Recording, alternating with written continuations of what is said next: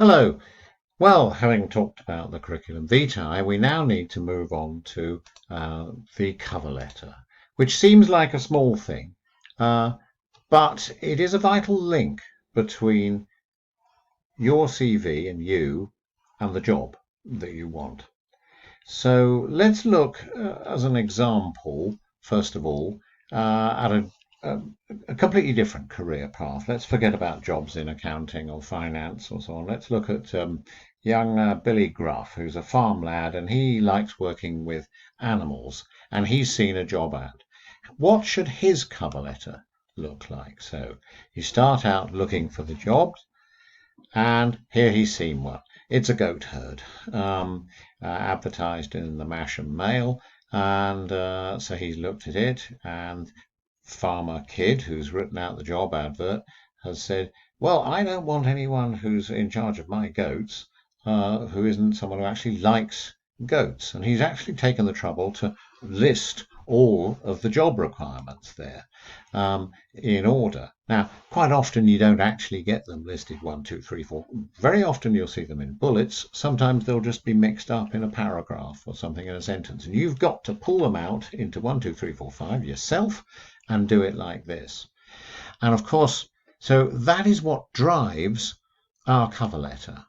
Now here's Billy's CV. It's a bit simplified here for our purposes. He's got a clear timeline, and then yes, he's a farm lad. He grew up on a farm with loads of animals, and he went to agricultural college, and he's been doing mountain sheep farming, but sheep are rather boring, really, you know. And of course, he's got kind of rural hobbies like fixing cars, and he does a bit of fell running too, and so on.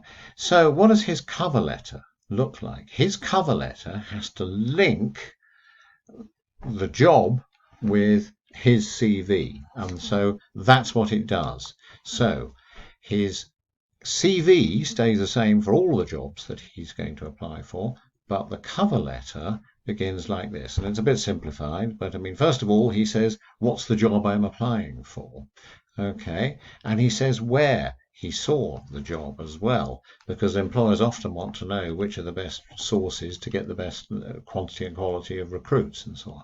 So he kicks off by saying that. Okay, so the cover letter links the CV to the job requirements and it's driven by it. And then he doesn't waste his time.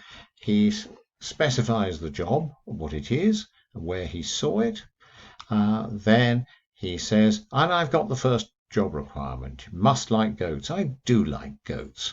My sister and I were given goats when we were 7 years old. We had 2 pet goats and we love those goats. Okay, well, that's clear. Now, what about, have you worked with goats? That's rather different to keeping a pet. Yes, I have actually, as a break in my agricultural job. You know, I worked at my uncle's farm and he keeps goats. I worked for a couple of weeks with goats. Okay, right. Well, are you physically fit?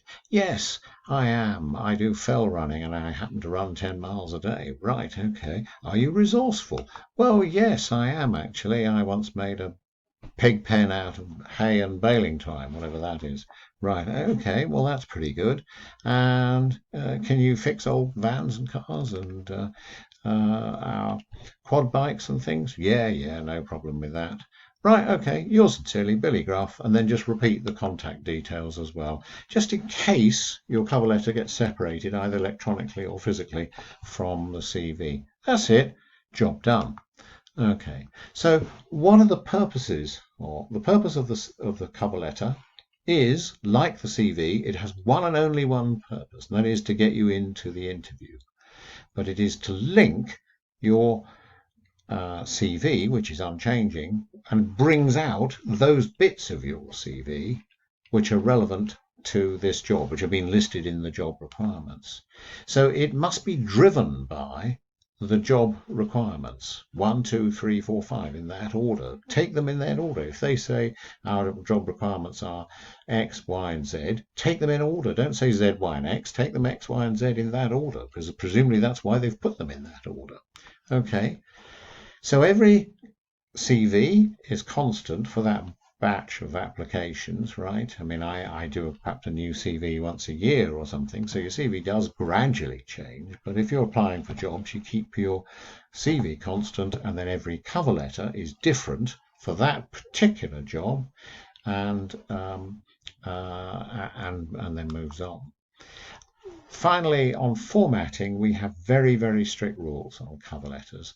Never, ever more than one page, right? Even if you're applying for a job as chief exec, as I have done, you don't write a letter that's 2 pages long. It's 1 page. If you can't do that, you certainly shouldn't be applying for a job in business. You've got to boil it down. So you just keep it short and sweet. And if they want more, they'll get it. But to get it, they have to interview you. That is the purpose of the cover letter and the CV. Okay, so never more than 1 page. Make sure it's nicely laid out. First paragraph will say something like, have a heading, because almost all firms will be applying for, asking for more than 1 recruit at a time. So make sure that you get put in the right pile.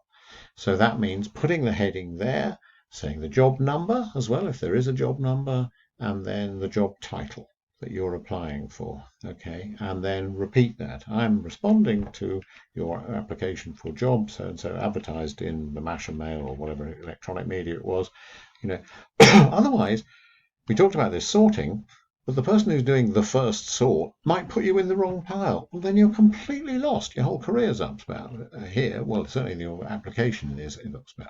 And you are, in effect, you're a very nice cherry in the right, nice bright cherry, but unfortunately you've been put in the Satsuma sorting machine. You're going to fail, if you're in the wrong one. So you've got to head it correctly and help yourself get into the right boxes. Okay. It also, putting a heading, saves time and heartache if afterwards you call and they say, oh, well, actually, we withdrew that one. The unit didn't need the job, or the person who was going to leave stayed on, or something, like that. Then, well, it's easy to find out, okay, you could never have got that job. And, don't beat yourself up over jobs that you could never have got.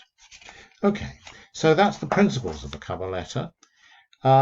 Let's just move on to now a strategy for resilience and to try to beat the numbers. Okay.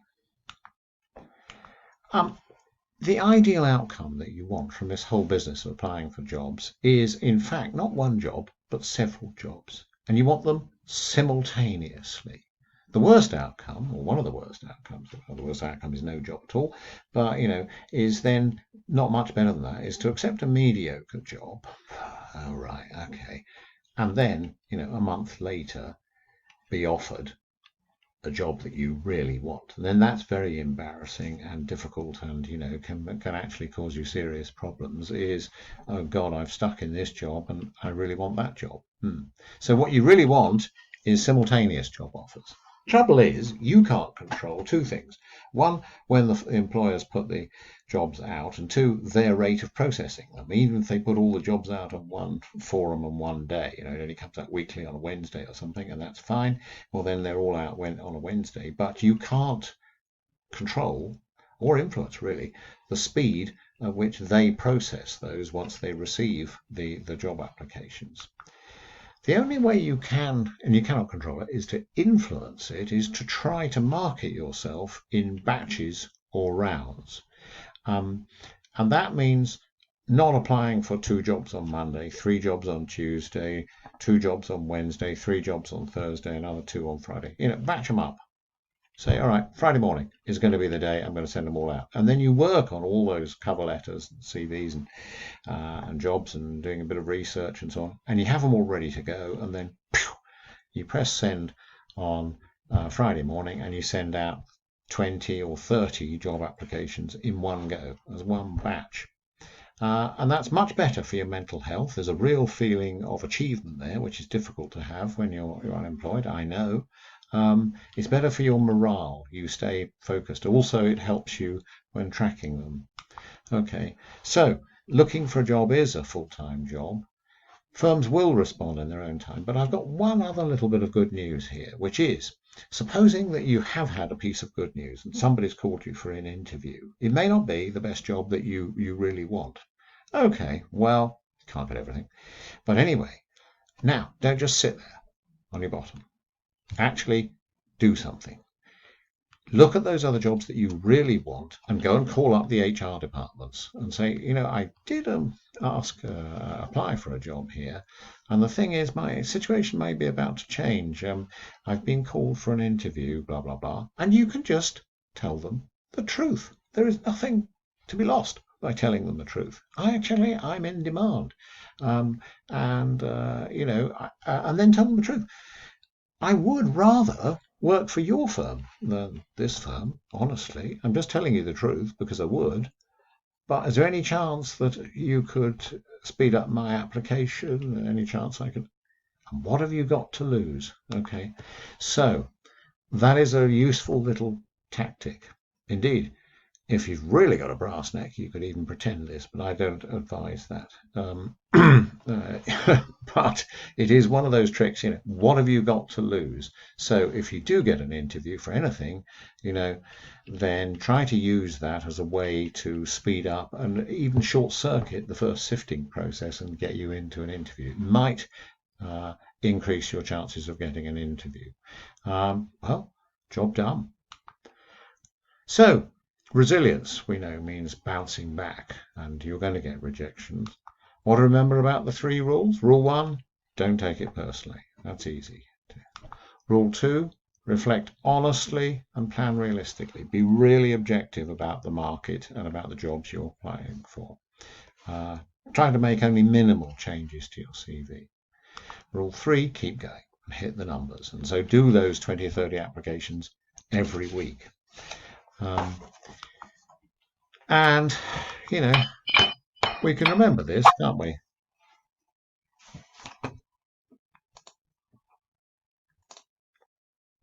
Yeah.